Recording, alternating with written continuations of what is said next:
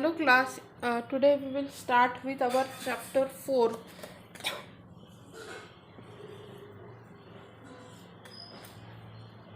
Moment,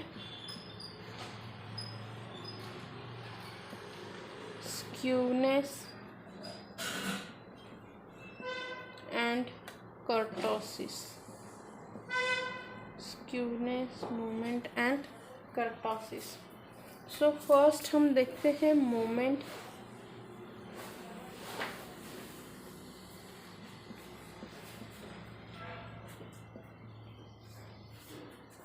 moment की definition लिख लेते हैं। अगर आपका यहाँ पे कुछ वैल्यूज़ हैं, if x1 x2 up to xn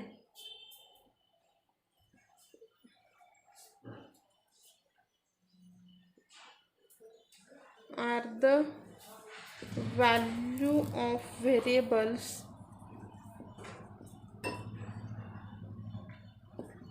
then earth moment about point A is denoted by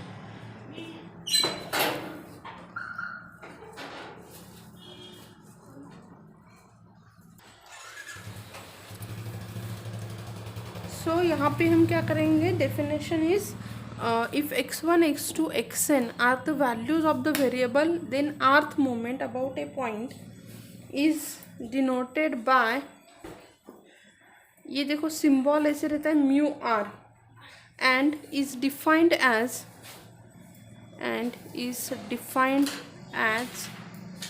mu r is equals to summation of I runs from 1 to n xi minus a raised to r whole term divided by n, where r is equal to 1 to 3 and so on.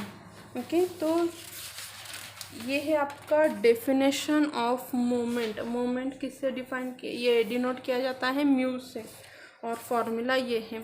अगर frequency दी है, हमने last time भी लिया है कि frequency दी है तो क्या हो जाएगा, समेशन में वो फ्रीक्वेंसी ऐड हो जाएगी और फॉर्मूला आ जाएगा x i minus a raise to r divided by n. यहाँ पे ये n की वैल्यू क्या रहेगी, n इज इक्वल्स टू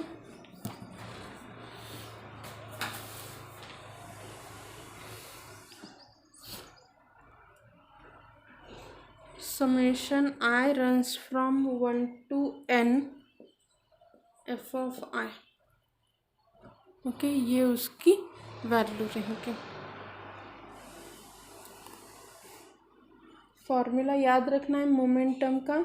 अभी मोमेंट जो है, moment have the two types. Okay, वो हम देखते हैं मोमेंट के. एक रहता है रॉ मोमेंट, दूसरा रहता है central moment. Okay, raw moment and central moment. तो देखते हैं what is mean by the raw moment. First है टू टाइप्स में, एक है आपका रॉ मोमेंट. आप नोट्स बनाओगे, नोट्स इम्पॉर्टेंट है फॉर यू, क्योंकि इस बार आपका थ्योरी पेपर रहेगा, ऑब्जेक्टिव पेपर नहीं रहेगा.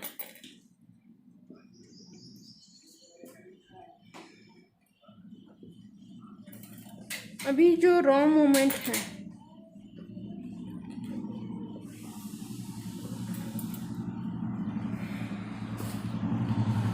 रॉ मोमेंट मीन्स क्या रहता है, deviation.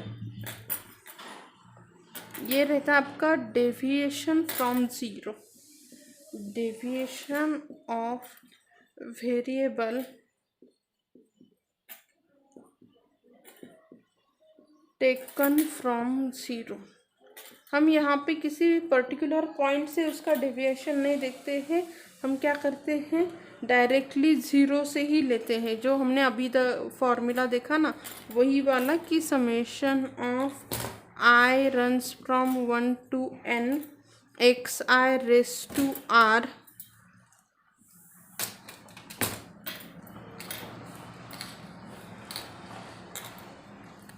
Is equal to mu r dash summation f of i x i raise to r divided by n i runs from 1 to n। Okay, जो अभी हमने देखा रॉ मोमेंट में हमने क्या किया कि इसे जो वेरिएबल है डेविएशन हमने क्या किया, जीरो से लिया। अभी हम सेंट्रल मोमेंट देखते हैं जिससे आपको कंसेप्ट समझ में आ जाएगी कि क्या डिफरेंस है central moment and raw moment में। सेंट्रल मोमेंट में क्या हो जाता है कि हम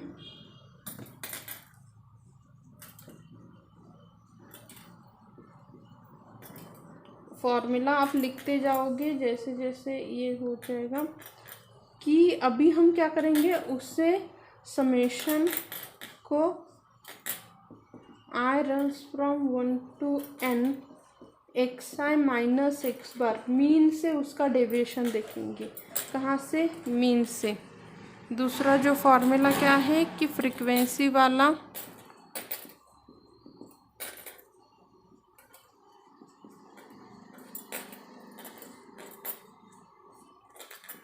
n is equal to summation of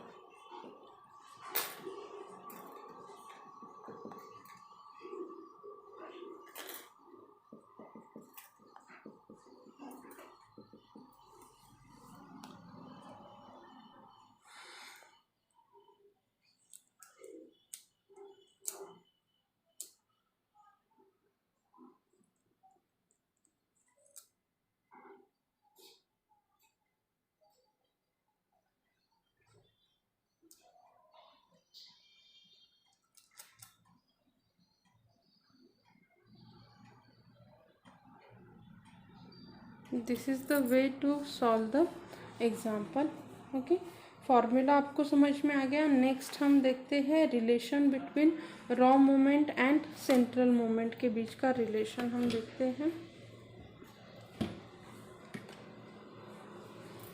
अभी रॉ मोमेंट में हम क्या करते हैं कि उसका डेविएशन देखते हैं ज़ीरो से, और जो सेंट्रल मोमेंट है सेंट्रल मोमेंट में हम डेविएशन देखते हैं और यहाँ पे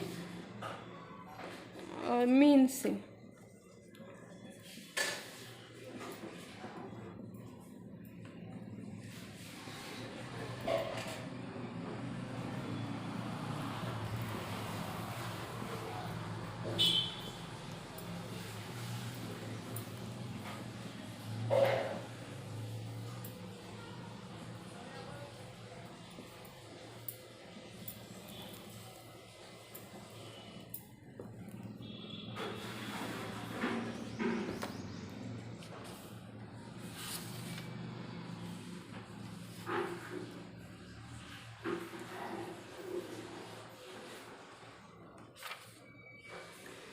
तो आपका जो रॉ मोमेंट है डैश से डिनोट किया जाता है। मैं फिर से एक बार लिखती हूँ, mu r dash raw moment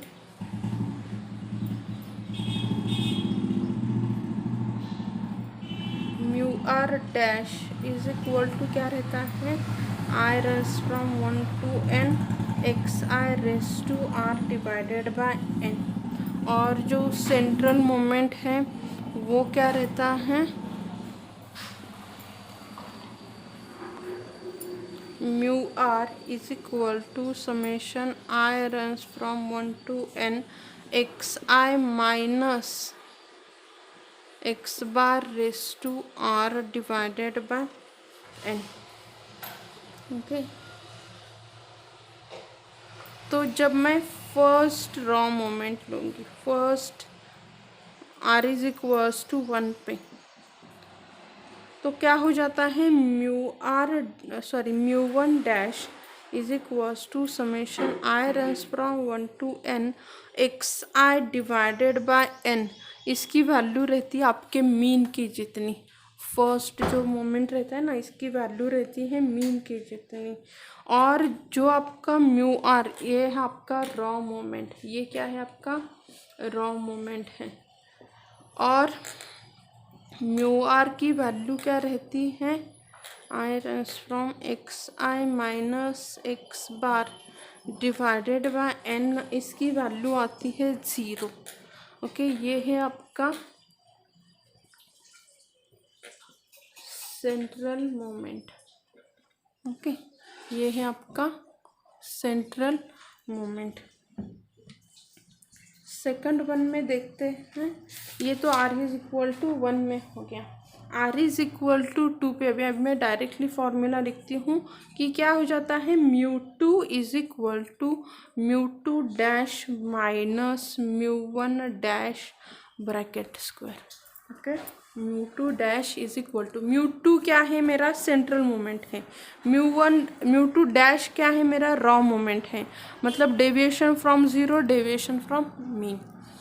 third जो फॉर्मूला है कि μ3 is equal to μ3 dash minus 3 time μ2 dash μ1 dash plus 2 times μ1 dash bracket cube. ये क्या है आपका थर्ड। इस पे r इज इक्वल टू 3 पे आता है। नेक्स्ट है आपका r इज इक्वल टू 4 पे μ4 is equal to μ4 dash 4 time μ3 dash μ1 dash 6 time μ2 dash μ1 dash bracket square 3 times μ1 dash raise to 4। Okay, ये आपका आता है किसका, फोर्थ। इसका डैश जो है ये है आपके सभी रॉ मोमेंट, ये है आपका सेंट्रल मोमेंट। तो हर वक्त ये निकालने के लिए आपको डबल टेबल निकालने से बेटर क्या करो, डायरेक्टली रॉ मोमेंट्स का फॉर्मूला यूज़ करके भी आप उसे सॉल्व कर सकते हैं। Okay, so this is the way to solve the examples. Okay, this is the way to solve the example. समझ में आया सबको कैसे करना है? आपको फॉर्मूला भी याद रखो। In next lecture will see how to here solve the example by using this formula. Okay, thank you.